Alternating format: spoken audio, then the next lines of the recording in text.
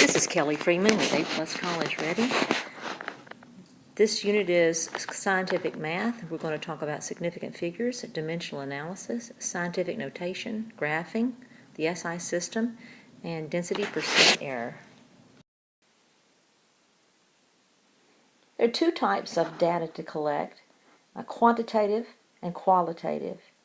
Quantitative data involves measurement in numbers, while qualitative involves description or narrative.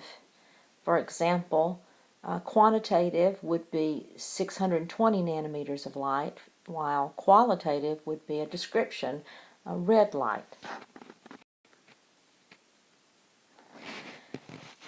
Accuracy is conforming to a correct value or standard, while precision is the ability to generate that same value repeatedly. You can have results that are accurate but not precise. You can have results that are precise but not accurate. So a bullseye is a good way, and a game of darts is a good way to talk about the differences between accuracy and precision. So let's start with this high precision and high accuracy. So right here we have darts that have hit the bullseye. That means that they're accurate. They are hitting where they're supposed to be. There's a standard to the set. The standard is the bullseye, and the darts are hitting the bullseye. That's accuracy. Precision means that every time that the thrower throws and hits, it's hitting at the bullseye. He or she is repeating that activity again and again and again. That's precision. In this situation, we have good precision.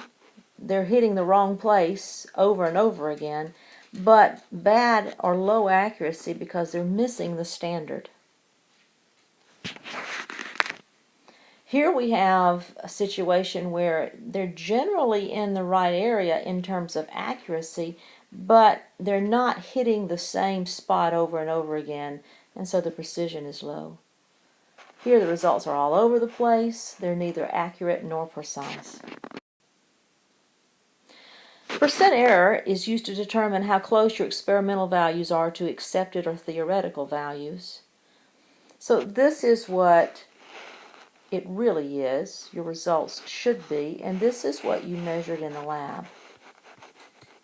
And so percent error gives you a handle on how close you are with your experimental information, how close that is to what it should have read.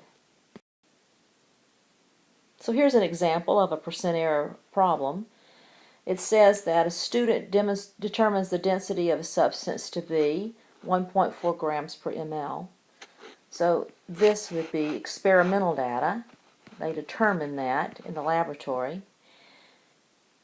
Find the percent error if the accepted value of density is 1.360. This is probably read off a reference chart and confirmed by many methodologies of determining density. So this would be your experimental minus your accepted over your accepted times 100, and that gives you a percent error. It shows you how close your experimental values are to what they should be. So you try. A student calculates the density of iron as 6.80 grams per cubic centimeter by using lab data for mass and volume. A handbook reveals that the correct value is 7.86 grams per cubic centimeter. What's the percent error? This is going to be your experimental value. This is going to be your accepted value. In fact, it tells you a correct value. Calculate the percent error. Okay, so once again, this is your experimental value. Here is your theoretical value. And so here we have the experimental minus the accepted over the accepted times 100. Percent error can be positive or negative. You can overshoot or undershoot that accepted value that you're trying to to replicate in a laboratory. Significant figures can be defined by the number of digits that can be measured with certainty plus one additional digit that's estimated. The function of significant figures is to maintain scientific integrity. Lab results should never be reported out as more certain than the least certain instrument. This is the way we keep lab results true to what was measured in the laboratory. Calculators can give us results that look much more like we've measured to a much higher degree of certainty than we really did. And so significant figures keep us honest in terms of reporting out lab results. So here is a graduated cylinder, and we want to read at the bottom of the meniscus. So right along this line here, at the bottom of the meniscus. So I would read, let's erase that so we can read it a little bit better. I would read that to be at least 44, at least 44,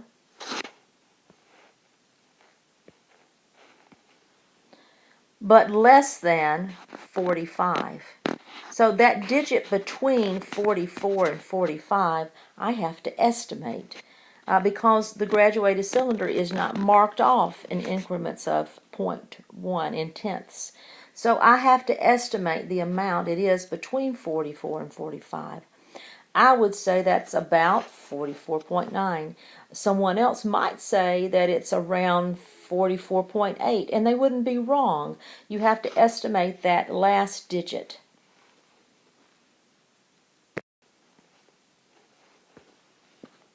So you try. Report out the volume measurement reading for the graduated cylinder to the proper significant figures.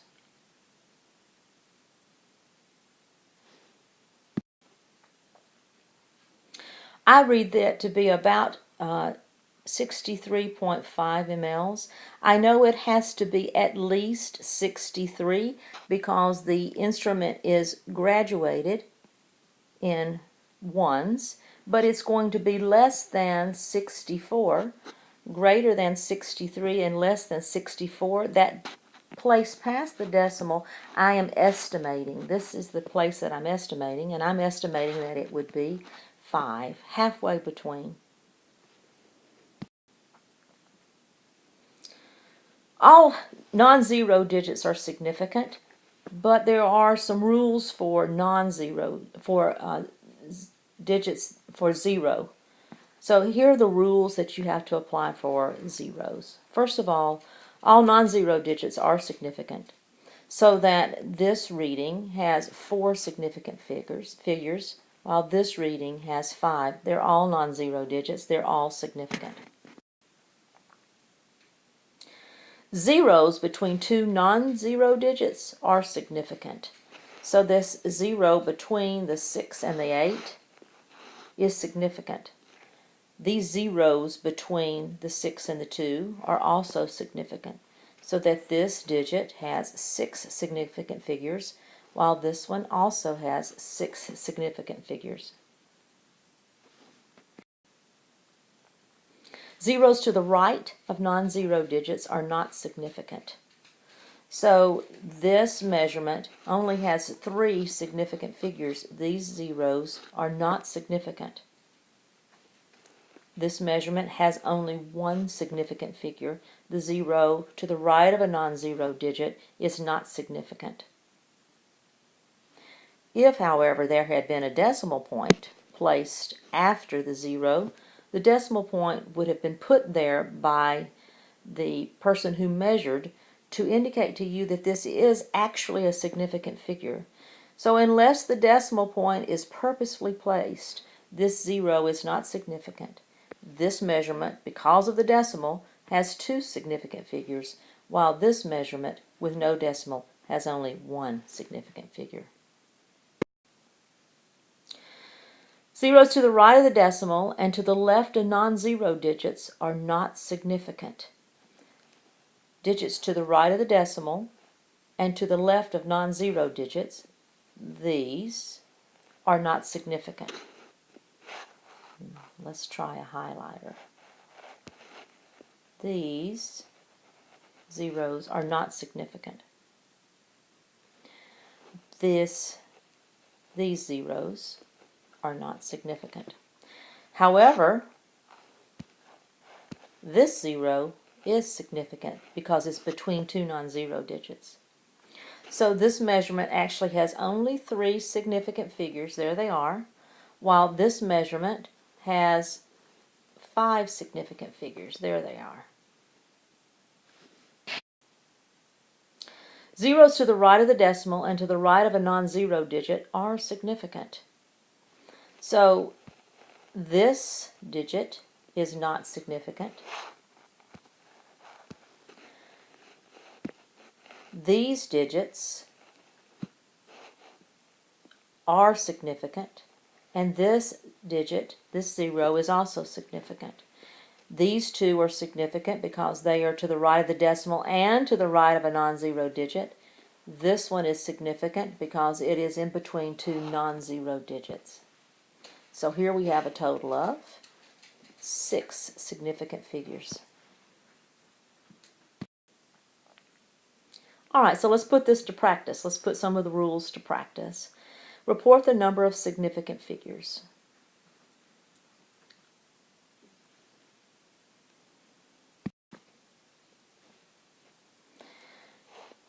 This measurement has a total of 6 significant figures. All non-zero digits are significant. These 2 zeros are to the right of a non-zero digit and to the right of the decimal. So it is also, they are also significant. This measurement has 4 significant figures. The 0 to the left of the decimal is not significant, but the 0 between the two, 5 and 9, between the two non-zero digits, is significant for a total of 4. This measurement has a total of 2 significant figures. This digit has a total of 7 significant figures.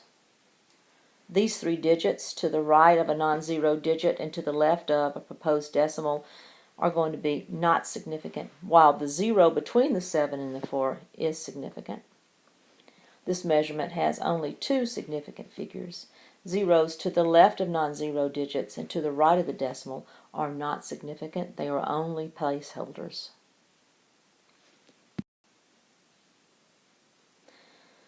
So, adding and subtracting with significant figures, or using significant figures when you're doing mathematical operations, has some rules you have to follow also. When you're adding and subtracting with significant figures, your sum or your difference may not be reported with more certainty than the least certain measurement. Therefore, you should report out your answer when you're adding or subtracting so that it has no more digits to the right of the decimal than the measurement with the fewest digits to the right of the decimal. Let's look at some. So here we have 2 measurements that are going to be added, 4.2 and 5.32. In terms of a calculator, you would report out 9.52 grams. And mathematically, that is a correct answer. But not in terms of significant figures. You can't report out a conclusion using your data that is more certain than the least certain measurement in any of your data. This is our least certain measurement.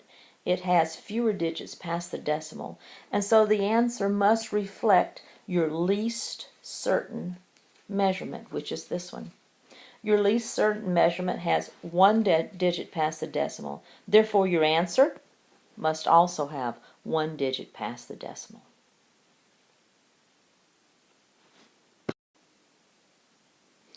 When you're multiplying and dividing with significant figures, you have an additional rule. Still, the answer may not be reported out with more certainty than the least certain measurement that you're using in your mathematical operation. In terms of multiplication and division, that answer should be reported out to the number of significant figures in the least certain measurement. Now we're not looking past the decimal point this time. We're just simply looking at the least certain measurement, the one with the fewest number of significant figures. So here's an example of two pieces of lab data that are being multiplied together. Mathematically, this might be the answer you get on your calculator. But in terms of significant figures and scientific integrity, you should not report out an answer that has any more significant figures than the least certain measurement that you're using in your mathematical operation. That would be this one. This one has 2 significant figures. This measurement has 3 significant figures, and therefore your answer should be reported out to 2 significant figures.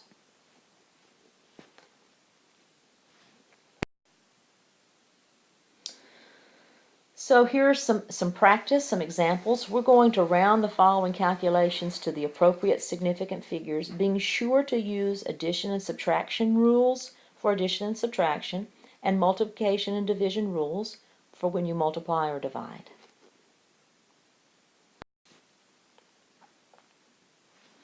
So if you subtract these two numbers, mathematically you might get this number, but you need to apply the rule for addition and subtraction, which says no more digits to the right of the decimal than the measurement with the fewest number of digits to the right of the decimal.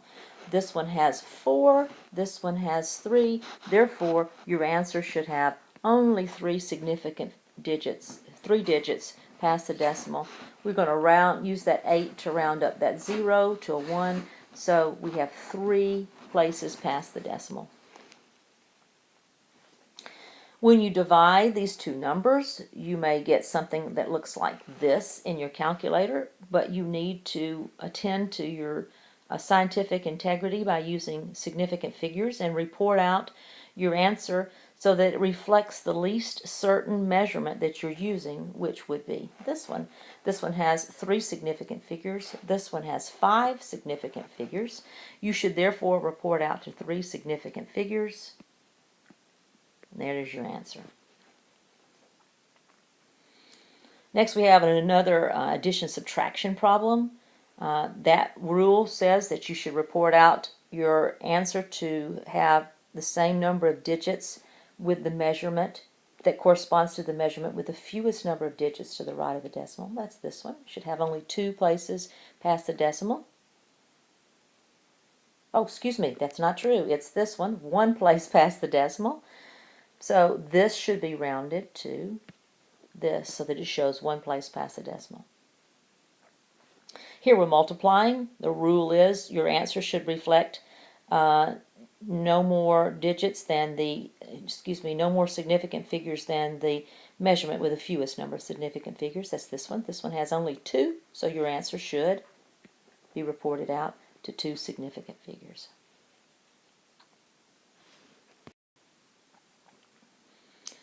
Scientific notation is a way of expressing numbers that are too large or too small to be written conveniently as a decimal, used very heavily in chemistry and physics, and biology also.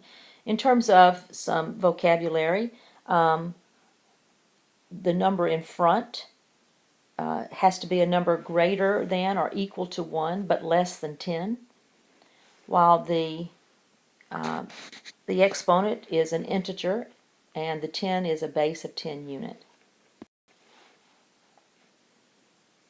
The coefficient is the number in front. The exponent is the power that the 10 is raised to.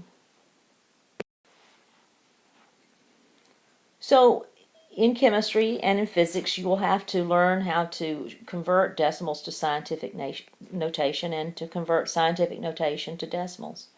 If you're moving a decimal point to the right, when you're converting a decimal to scientific notation, your exponent will become more negative. So I'm moving my decimal in order to get this number to be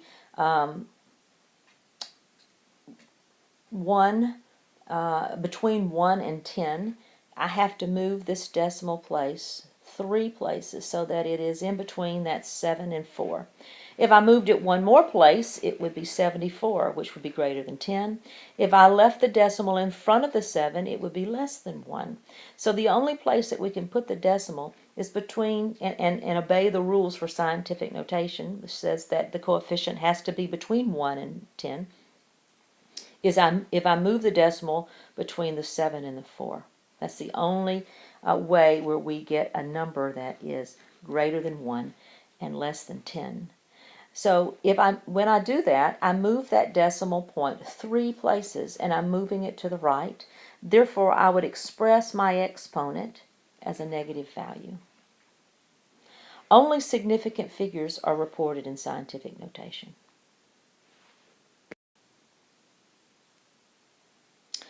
So I'm converting a decimal to scientific notation, but this time I'm moving the decimal point to the left. So I'm going to start here and move it 1, 2, 3, 4, 5 places so that it's between that 4 and that 5. If I move it 6, it would be 0.45, and that would be less than 10. If I move it 4 places, it would be 45, which would be greater than 10. So moving it 5 places is the only option I have to report out to report out scientific notation appropriately. As I move it to the left, my exponent is going to be positive and reflects the number of places that I moved that decimal. Only significant figures are reported in scientific notation. These zeros aren't significant and so therefore are left off. You try.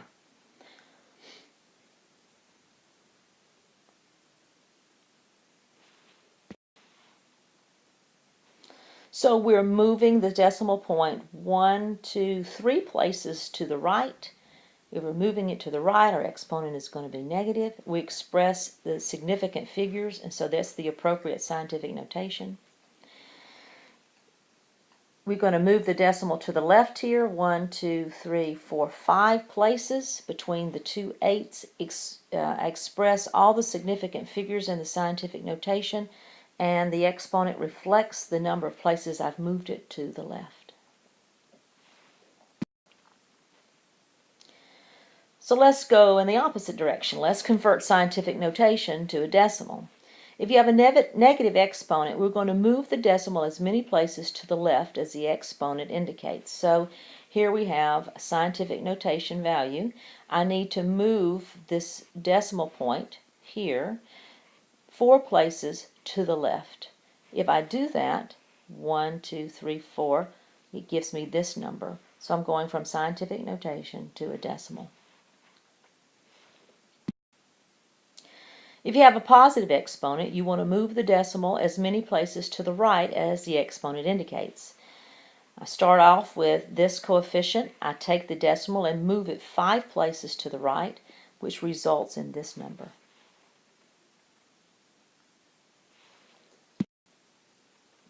You try. Convert these to decimals or to numbers. So I have a negative exponent, therefore I'm going to move this decimal point to the left. That results in this decimal. I have a positive exponent, so I'm going to move it to the right 4 places. That results in this number. Frequently you'll be asked to answer mathematical test questions containing scientific notation, but you will not be able to use a calculator. On the AP exam, the multiple choice frequently has scientific notation problems that require you to use math, but you won't have access to a calculator. So you've got to learn to do that with some simple rules. If you're adding or subtracting and using scientific notation, you first have to get the two exponents to the same. Notice that these two exponents and these two numbers that are in scientific notation are different. You need to move the decimal until you have all the exponents are the same. So we're going to move this decimal to the left. When I move it to the left, it causes the exponent to increase to become more positive. Now that my exponents are the same, I simply report out that base 10 with that exponent and add my two coefficients together to get my new coefficient.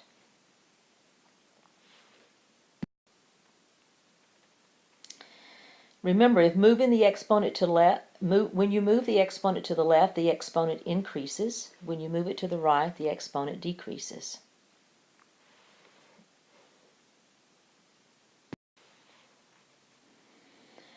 So once the exponents are the same, you can add or subtract the coefficients and keep the exponent. This is just another layout of how to do that. You move this decimal over until your two exponents are the same. You add the two coefficients, get a new number, bring down the exponent that you've made the same, express to the proper significant figures.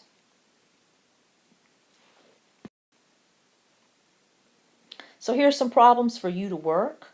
And these are all adding and subtracting, a scientific notation. See if you can do it without a calculator.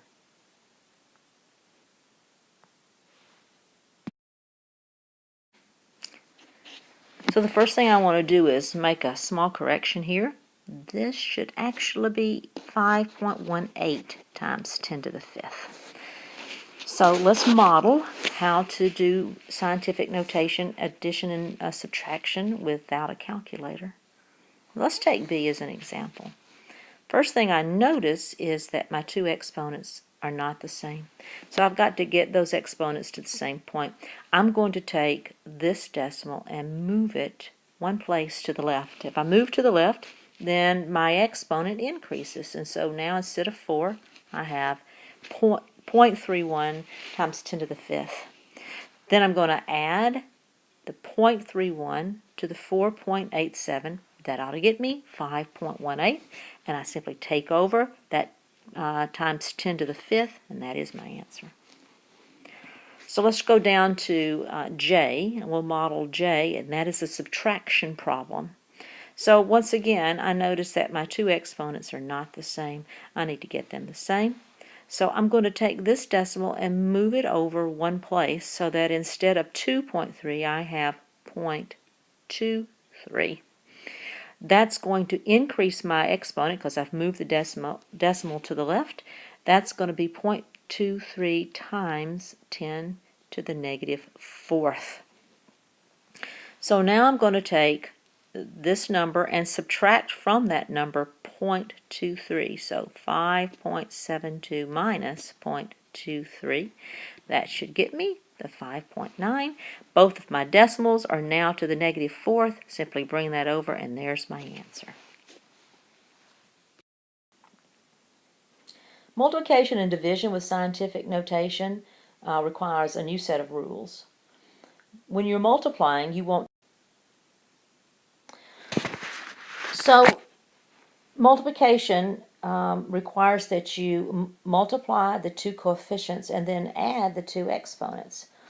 So 4 plus 2 will be 6, and 2 times 4 will be 8, so that you have a coefficient of 8 and an exponent of 6, 4 plus 2 being 6. Division requires that you divide the two coefficients, or a new number, which will be 2, of course, and you subtract the two exponents, so that you have the numerator of 2 minus the denominator of 4, which would equal a negative 2, would give you an exponent of negative 2.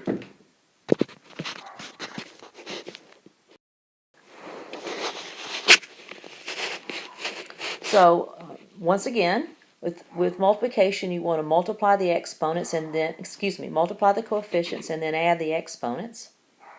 4 plus 2 is 6. So your answer would be 2 times 4, which is 8. 8 for the coefficient. 4 plus 2, which is 6. 6 for the exponent. When you're dividing, you want to go ahead and divide the coefficients so that you get 2. And then subtract the two exponents so that you get negative 2 and report out as scientific notation. All right, try these multiplication and division problems and do it without a calculator.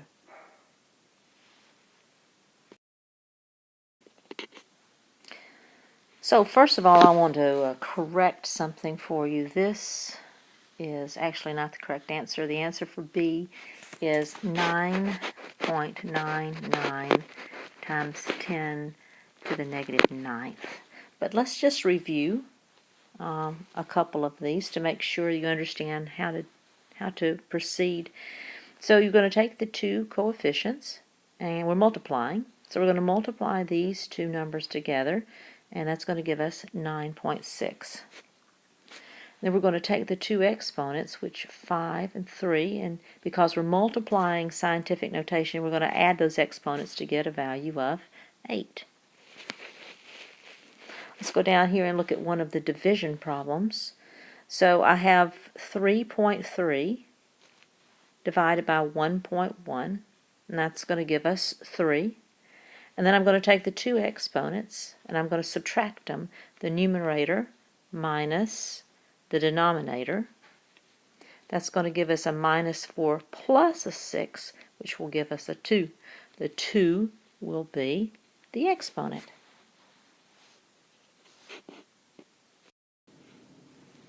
Here's a listing of the prefixes for the SI system. And this is hopefully nothing new to you. You do need to be familiar with these prefixes and the meaning of those prefixes in order to use the SI system.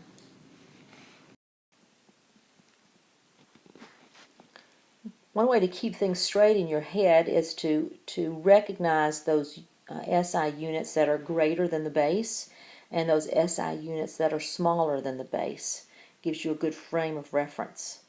So that there are 100 centimeters in the meter being larger, centimeters being smaller, while there are 1,000 meters in 1 kilometer, with the meter being smaller and the kilometer being larger. The SI system allows an interchange between length and volume, which is something that the English system does not allow. 1 cubic centimeter is equal to 1 milliliter.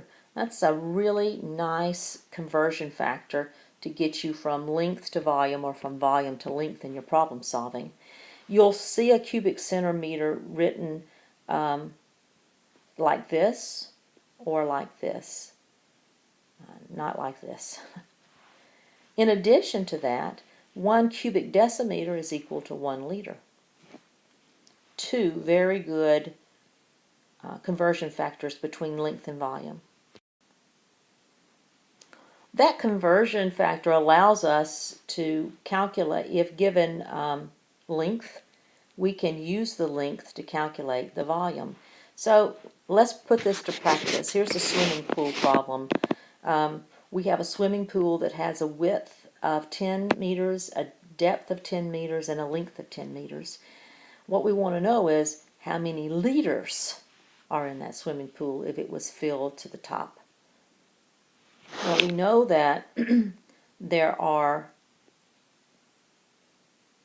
100 centimeters in 1 meter. We know that volume is equal to length times width times height. And we know that 1 cubic centimeter is equal to 1 milliliter. And there are 1,000 milliliters in 1 liter. Using all that information, we can get from the length, width, and height measurements of the swimming pool to a volume measurement of the swimming pool. Take some time to do that now.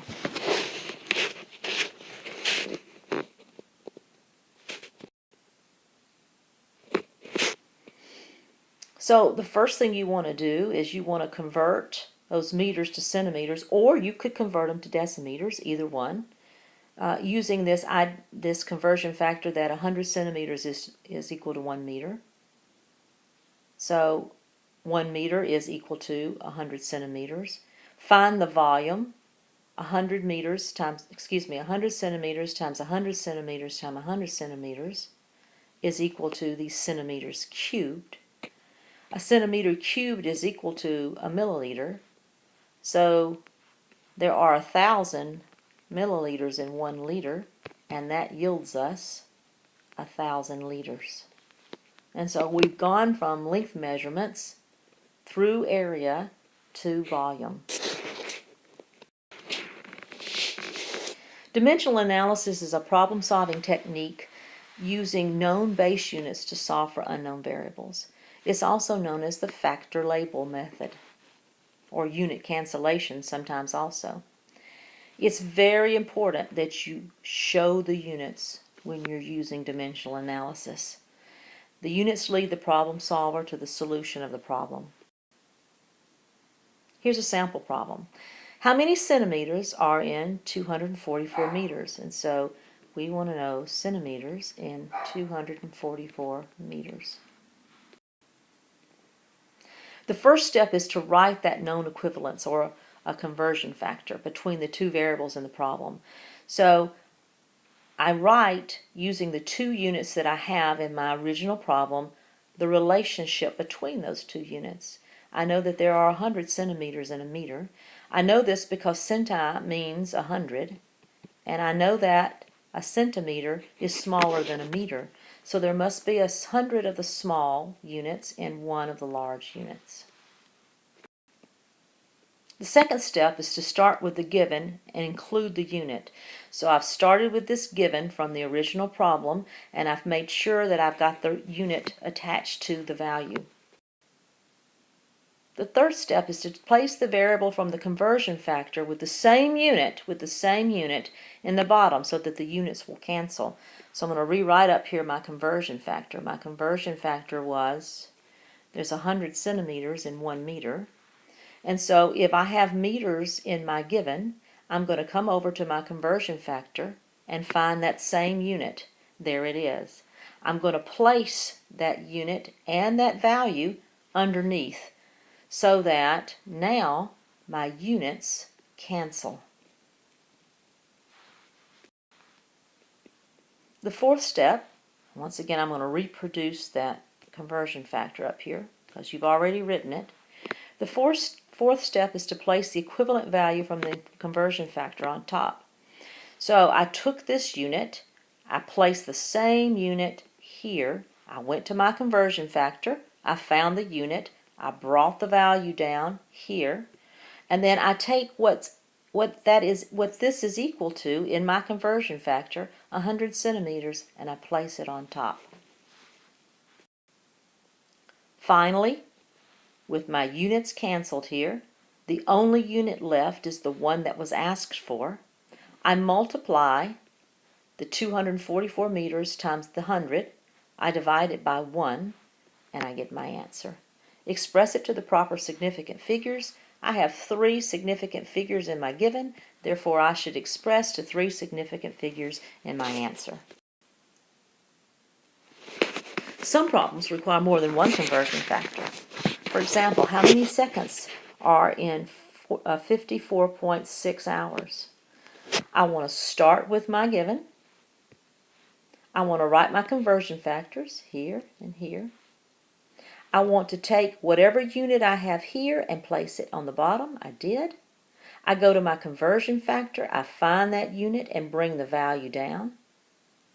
I place what it's equal to on top. But that only gives me minutes, and I was asked for seconds. So I'm going to do another step. Whatever unit is here, I put here.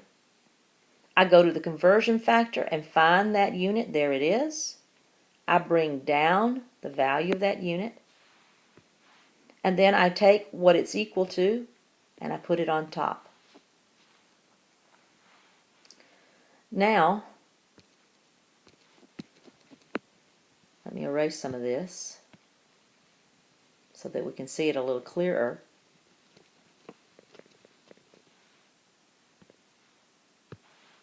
Now I'm simply going to cross out my units. I'm left with the unit I want. How many seconds? That's what they ask for. I multiply across 54.6 times 60 times 60. I divide it by 1. I express it to the proper significant figures. I have 3 significant figures in my given. I should express to 3 significant figures in the answer.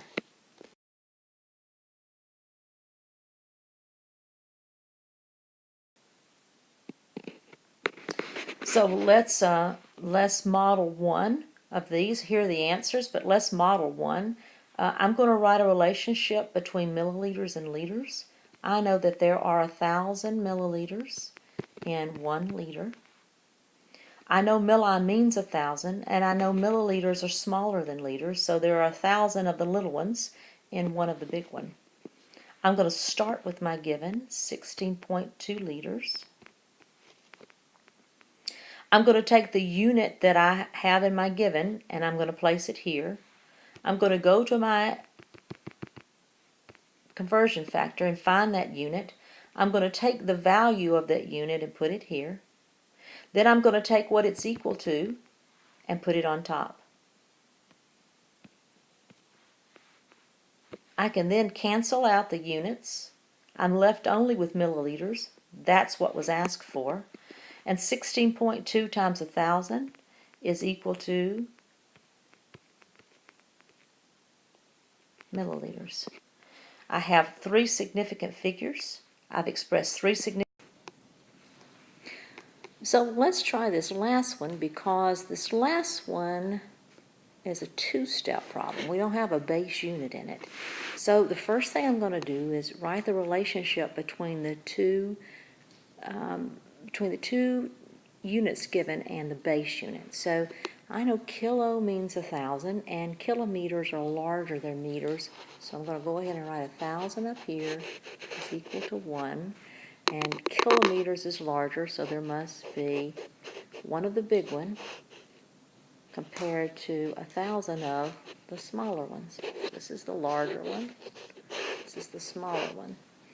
So now I'm going to do millimeters. Milli also means 1,000 or thousandth. So I'm just going to work in whole numbers. I'm going to put 1,000 here also. And I know millimeters are smaller than meters. So there must be 1,000 of the smaller ones and one of the larger ones. In this case, the meter is the larger unit and the millimeter is the smaller unit. Okay, so now that I've got my relationships, I'm starting my given. And so that I can do mental math, I'm going to convert this to a number. So 2, 6, 1, 2, 3, 4. So that many millimeters, and I want to change it to kilometers. So I'm going to start by looking at this unit. Whatever unit is here goes down here. I'm going to go to my conversion factor, find the unit, there it is. I'm going to take the value in my conversion factor and put it down here. Then whatever it's equal to goes on top. So now I've gotten rid of the millimeters and I have meters left, but they want kilometers. So I've got to convert my meters to kilometers. I'm going to take the unit I have here, I'm going to put it down there. I'm going to go to my conversion factor, there it is. I'm going to take the number by my conversion factor and put it here. Then I'm going to put what it's equal to on top. These meters cancel. It leaves me with kilometers. That's what I need. So I'm going to multiply the 260,000 times 1 times 1. That gets me 260,000 kilometers divided by 1,000 times 1,000. So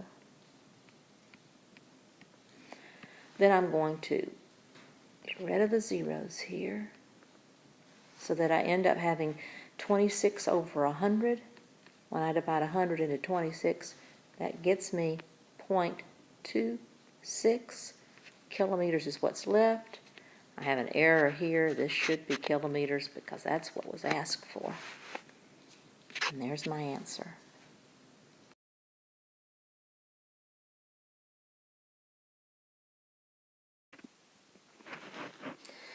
Density is the mass per unit volume of a substance. You can measure mass in many different metric units, but mainly the two we use are grams and kilograms.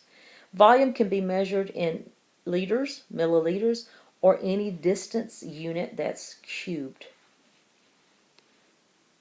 So looking at this example, here we have a low if we have mass over volume. Here we have low mass per unit volume, so a low density.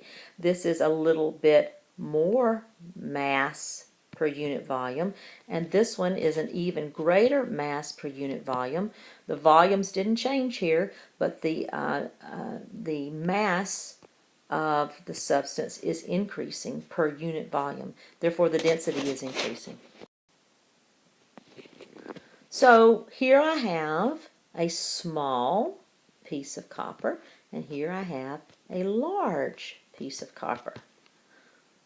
The question might be, which one of these has the greater density? Think about it for a moment. It's a trick question because both pieces have the same density. Density is an intensive value, meaning it doesn't depend on the amount of a substance you have. It's going to be the same. No matter how much of the substance you have, the density of that substance is the same. So a small piece of copper has the same density as a large piece of copper. Mass is directly proportional to volume, meaning that as the volume increases, so does the mass increase proportionally. So if you have copper, if you're going to increase the volume of that substance, if it's going to be bigger, well then the mass is going to increase proportionally. As the volume goes up, the mass goes up. When you graph a directly proportional relationship, it results in a straight line. This is a very powerful relationship in science when you have a directly proportional relationship that yields a straight line, because you're able to predict things with a lot of certainty. Directly proportional, it means as one variable increases, the other variable increases also. The quotient of these two variables yields a constant, and the equation for the line, for a straight line, is this, where x is the x-axis, y is the y-axis, a is the slope, and b is the y-intercept, where the y-axis, where the line intersects the y-axis.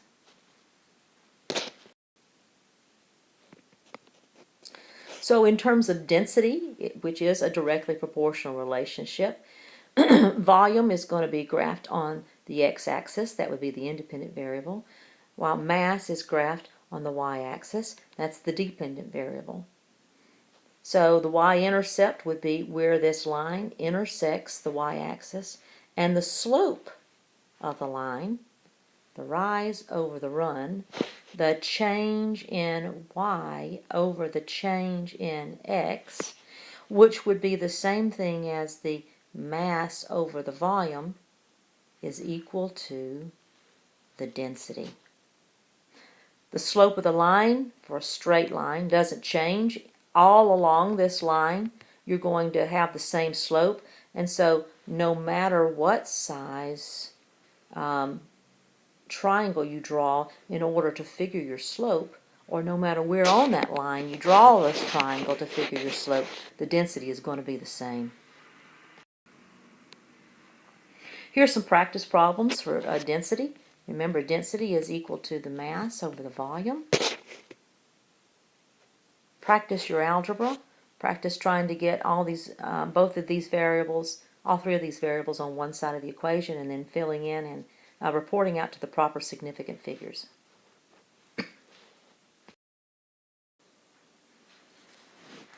All right, let's review some algebra with these density practice problems.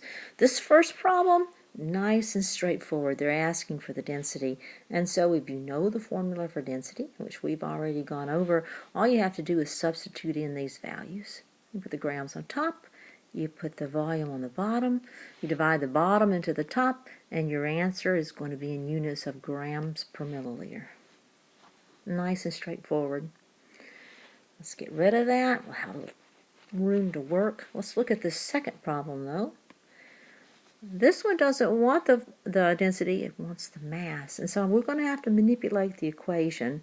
But something I noticed before I began that equation is I notice that the volume is in liters while the density is in milliliters. That's going to be an issue. So I'm going to go ahead and change this volume to mLs. So I'm going to take it up here, and I'm going to begin with 1 liter, and I'm going to change it to mLs. Whatever unit is here goes here. I know in 1 liter I have 1,000 mLs because milli means 1,000 and milliliters are smaller than the liter. So the liters cancel, and that means that 1 liter is equal to 1,000 mLs. So instead of 1 liter here, I'm going to use 1,000 mLs so that my units match. Alright, now that I have my units rectified, I'm going to go ahead and manipulate the density equation so that I have mass on one side. I need to get rid of the volume, so it's being divided here, so I'm going to multiply the volume up here so that volume divided by volume gives me 1 and cancels out. But do it on one side, I have to do it on the other. So now my new equation is equal to, or the mass is equal to, the volume times the density. Mass is on one side, and now I'm able to put in the volume in milliliters times the density, which is in grams per ml. Notice how the mLs cancel. It gives me the grams. That is the unit I'm looking for. I'm going to let you practice that in a moment with those numbers. All right, so let's look at this last one. We get rid of all of this so that we can review the algebra on this last problem.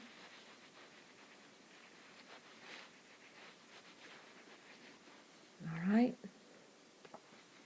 So here we don't want the density or the mass, they're asking for the volume. So that means I've got to manipulate the equation to get volume on one side. But once again I notice this is in kilograms while my density is in grams. So I'm going to take this and I'm going to convert it to grams so that my units will be the same. 1.7 kilograms times, for every 1 kilogram, I have 1,000 grams. Excuse me.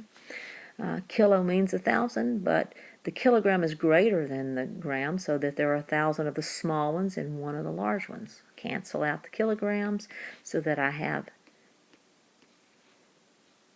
1,700 grams. So no more kilograms. We're going to use instead 1,700 grams.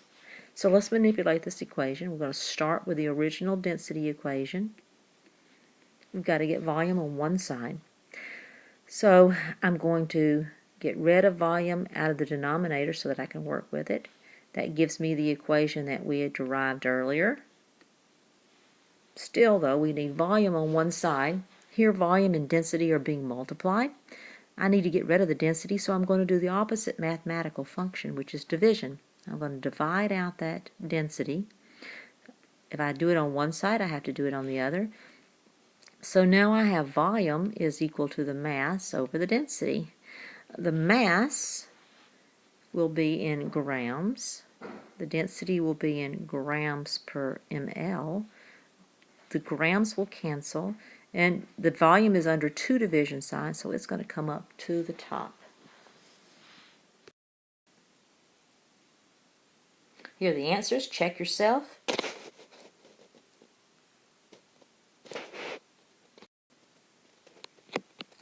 Inversely proportional relationships yield you a hyperbola curve, such as this example on the right. When you have an inversely proportional relationship, what that means is as one variable goes up, the other variable goes down. An example that you will find later on is gas, pressure, and volume relationship. So as the pressure increases on a gas, the volume decreases. And this is what a graph of that relationship would look like.